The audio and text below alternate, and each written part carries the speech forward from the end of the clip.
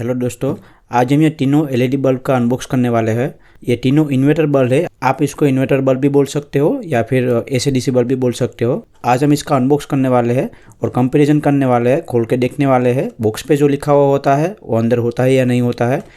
इसमें तीनों में 4 घंटे का बैकअप लिखा हुआ है, तो वो भी हम चेक करने वाले हैं। कितना एलईडी लाइट में चलता है, कितना एलईडी बैटरी बैकअप में चलता है, सब हम चेक करने वाले हैं। देखो, ये दोनों ब्रांडेड है। वैसे तो ये भी ब्रांडेड है। ये ओरियन का है, ये स्टरलाइट का है और ये ओस्राम का है। ये तीनों ब्रांडेड है, लेकिन हम इसको लोकल गिनते हैं। ये 380 रुपये का है, ये 350 रुपये का है और ये 350 रुपये का है। वैसे हम हेवल्स का भी चेक करने वाले थे, लेकिन हेवल्स का मुझे मिला नहीं, इसलिए हम तीनों का कंपैरिजन करने वाले हैं और इसकी रियलिटी चेक करने वाले हैं कि अंदर कैसा माल होता है। तो हम इसको अनबॉक्स कर देते हैं।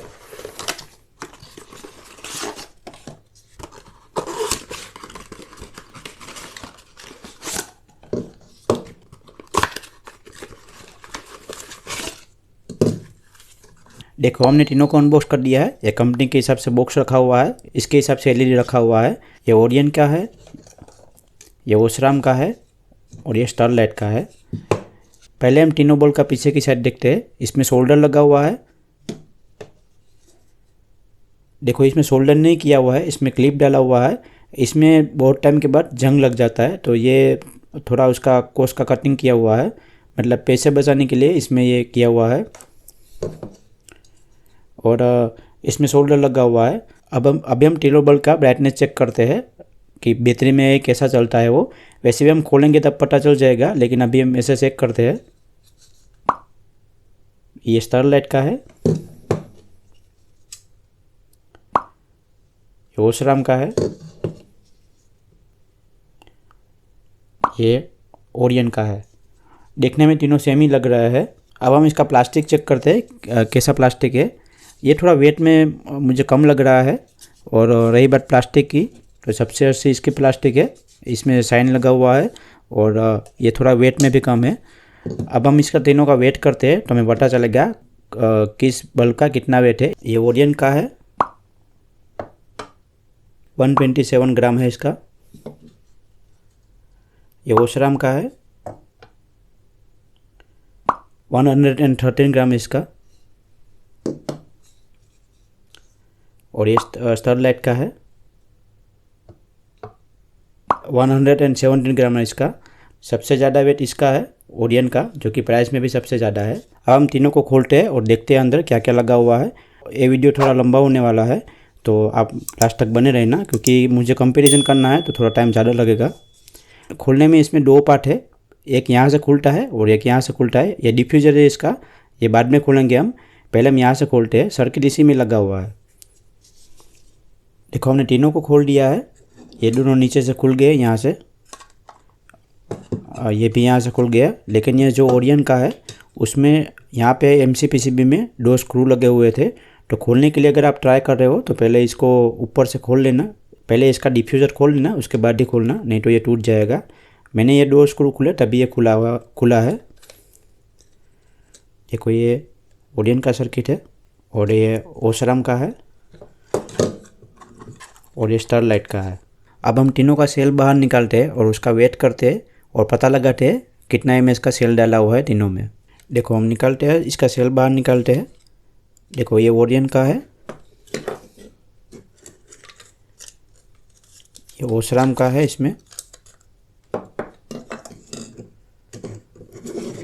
और ये स्टरलाइट का है, इसका भी निकाल देते हैं बाहर। अब हम तीनों का वेट चेक करते हैं। पहले हम देखते हैं।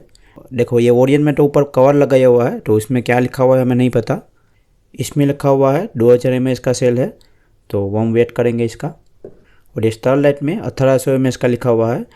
वैसे हम तीनों का वेट करने वाले हैं, पता चल जाएगा कौन सा सेल कितना mAh का है। देखो, ये बिना लिखा हुआ ये ओरियन का सेल है, इसको हम वेट करते हैं।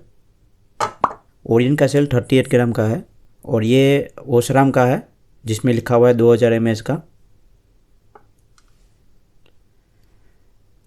ये ओस्राम का 45 ग्राम का है और ये स्टरलाइट का है जिसमें लिखा हुआ है 1800 mAh। ये 43 ग्राम का है। तो इसमें और इसमें 2 ग्राम का फ़र्क है। इसमें 2000 mAh लिखा हुआ है, इसमें 1800 mAh लिखा हुआ है। और ये जो ओरियन का है ये 38 ग्राम का है, तो मतलब कि ये शायद 1200 mAh का होगा। या फिर 1600 mAh का होगा। सबसे ज़्यादा वेट इसका है जो कि ओसराम में से निकला हुआ है, जो कि 2000 mAh का लिखा हुआ है। वैसे मेरे पास एक हेवल्स का भी है। देखो ये मैंने हेवल्स में से सेल निकाला हुआ है जिसमें ग्रीन पावर का लिखा हुआ था, और इसका वेट था 44 ग्राम। मतलब ये हेवल्स का सेल है, और ये मैंने मार्केट से ख़रीदा हुआ है जिसमें लिखा हुआ है 5000 mAh का। इसका हम वेट करते हैं। ये सिर्फ 35 ग्राम का है, तो लिखने में कुछ भी लिख देते हैं। इसमें 5000 mAh लिखा हुआ है, लेकिन ये सबसे कम वेट का है। तो ये लिथियम सेल में हम कभी भी भरोसा नहीं कर सकते, इसमें कुछ भी छाप देते हैं। तो इसको हम वेट करके ही पता लगा सकते हैं कि ये कौन सा सेल कितने ग्राम का है। मतलब कि जितना वेट ज़्यादा उतना mAh का ज़्यादा। अब हम पता लगाते हैं कौन सा LED बल्ब कितना देर तक चलने वाला है, उसका बैटरी के हिसाब से, और कितना वोट का पावर देगा। देखो सभी में पिन लगा हुआ है, तो हम इसका एम्पियर एक कनेक्शन अलग नहीं कर सकते। इसके लिए हम एक DC का वायर यहाँ से अलग कर देंगे। तो एम्पियर में हम चेक करेंगे, इससे हम पता लगाएंगे कि कितना वोट ले रहा है और कितना देर तक चलने वाला है। देखो मल्टीमीटर को हमने एम्पियर मोड में सेट कर दिया है, और अब हम इसको सीरीज़ में कनेक्ट करते हैं। तो पहले हम ओरियन का बल्ब चेक करते हैं। एक स्कोप को हम वायर में लगाएंगे और दूसरे स्कोप को हम LED बल्ब में लगाएंगे। तकरीबन 500 मिली एम्पियर ले रहा है। 500 मिली एम्पियर के हिसाब से ये 2 वोट के आसपास इसका LED का उजाला है, मतलब 2 वोट के आसपास ये बल्ब जल रहा है। 1600 mAh का हिसाब से ये 3 घंटे और 20 मिनट चलेगा। तो ये इसका कैलकुलेशन है। अब हम ओसरिंग का चेक करते हैं। देखो ये भी तकरीबन 500 मिली एम्पियर ले रहा है। तो अगर 2000 mAh से हम चेक करेंगे तो ये 4 घंटे का बैकअप देगा, और पावर कंजम्पशन इसका ओरियन जितना ही है, मतलब 2 वोट के आसपास। अब हम स्टरलाइट का चेक करते हैं। ये स्टरलाइट का भी 500 मिली एम्पियर ही ले रहा है। मतलब अगर ये 1800 mAh का सेल है तो ये 3.5 घंटे तक चलेगा। और रही बात इसका वोल्टेज की, तो ये भी 2 वोट के आसपास ले रहा है। मतलब कि तीनों बल्ब में ओरिएंट में बहुत ही कम बैकअप है, 3 घंटे 20 मिनट का। ओसरिम में 4 घंटे का बैकअप दे रहा है, और ये स्टरलाइट में 3.5 घंटे का बैकअप दे रहा है सेल के हिसाब से। और वोल्टेज तीनों में सेम ही है, तीनों में 2 वोट के आसपास इसका ब्राइटनेस है। अब हम सर्किट को बाहर निकालते हैं और तीनों सर्किट का कंपैरिजन करते हैं कौन सा कैसा सर्किट लगा हुआ है। देखो तीनों का हमने सोल्डर निकाल के सर्किट को बाहर निकाल दिया है। देखो ये ओरियन का LED बल्ब है, ये IC है जो स्विचिंग के लिए है। मतलब LED बल्ब जो 9 वोट का जलेगा ये इस IC से जलेगा, और ये जो IC है ये सेल को प्रोटेक्ट करने के लिए, मतलब बैकअप या फिर सब कुछ जो DC में काम करेगी ये IC काम करेगी, और AC में ये IC काम करेगी। ये ओसरिंग का है, इसमें भी सेम है। इसमें भी दोनों की एक जैसी IC है। इसमें भी यही IC जो AC का काम करेगी, और ये IC है जो सेल के लिए काम करेगी। और ये स्टरलाइट का है, इसमें भी सेम ही है। ये दोनों का PCB एक ही जैसा है, मतलब ऐसा लग रहा है दोनों का एक ही है, एक ही जगह पे बना हुआ है। ये स्टरलाइट का है और ये ओसरिम का है। दोनों का सेम टू सेम PCB है, मतलब ज़रा सा भी फ़र्क नहीं है। और हम इसका और इसका कंपैरिजन करते हैं तो ये थोड़ा अलग PCB है।